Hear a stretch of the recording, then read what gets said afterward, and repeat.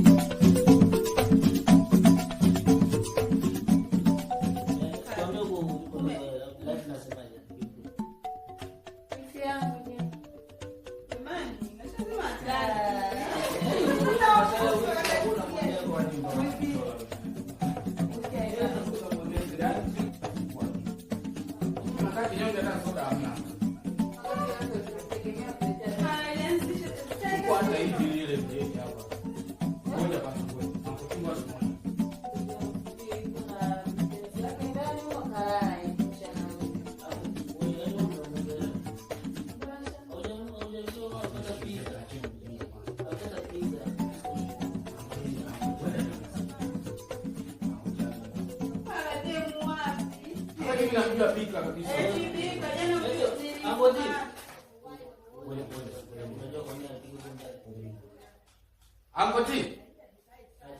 Oya Angoti. Nakuja na wasikia wanakuja hapo. Unakuja nimalizia kuchapa hapa nakuja hapo.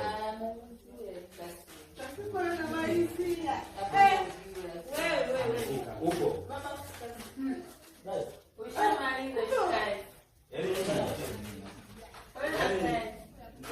Ndani nimejikaribisha wenyewe kama kweli.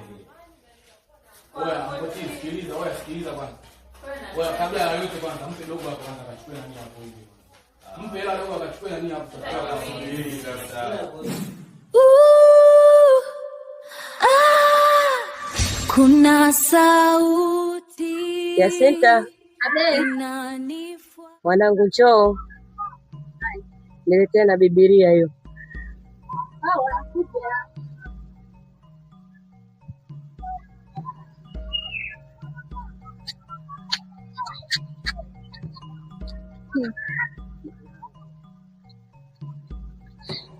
Maisha siku hizi usipomtambua Mungu, kwa kweli maisha yatakuwa shida, hata mbinguni hutaenda.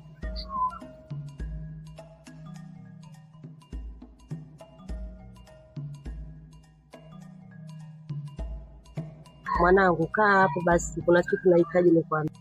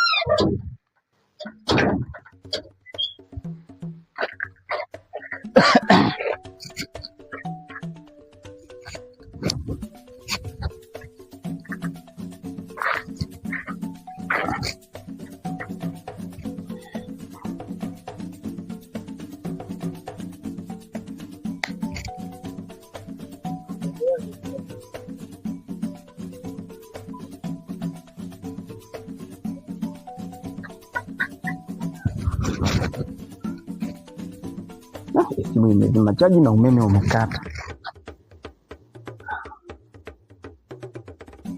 Jacinta, njoo mara moja.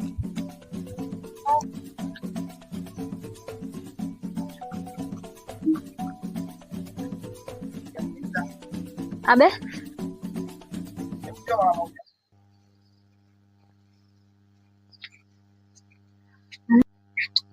Nimekuja. Jacinta. Sogea, kuna ubuyu kidogo nikwambie. Kuna kila nikipita unakuwa kama nani? Nini sasa wewe? Hivi nasikia kwa Ankoti kuna watu walikuta simu ya ajabu. Hii inamaanisha kwa Ankoti kuna kitu cha ajabu. Inawezekana ikawa Ankoti mchawi au wanayazusha.